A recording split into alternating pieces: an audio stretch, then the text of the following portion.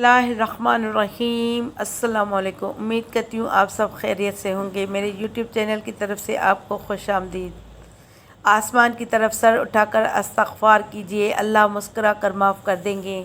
हज़रत अली बिन रबिया रहमतुल्लाह ताला अलैह कहते हैं, मुझे हज़रत अली रज़ियल्लाहु ताला अन्हा ने अपने पीछे बिठाया और हुर्रा की तरफ ले गए।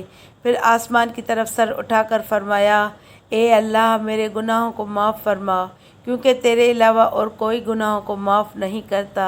फिर मेरी तरफ मुतवज्जा होकर मुस्कुराने लगे। मैंने कहा, ए अमीरुल मोमिनीन, पहले आपने अपने रब से इस्तग़फ़ार किया, फिर मेरी तरफ मुतवज्जा होकर मुस्कुराने लगे, ये क्या बात है?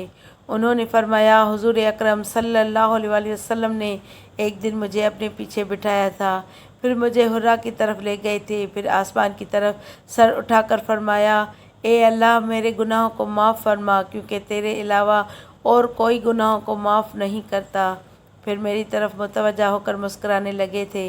मैंने कहा, या रसूलल्लाह सल्लल्लाहु अलैहि वसल्लम, पहले आपने अपने रब से इस्तग़फ़ार किया, फिर मेरी तरफ मुतवज्जा होकर मुस्कुराने लगे, इसकी क्या वजह है?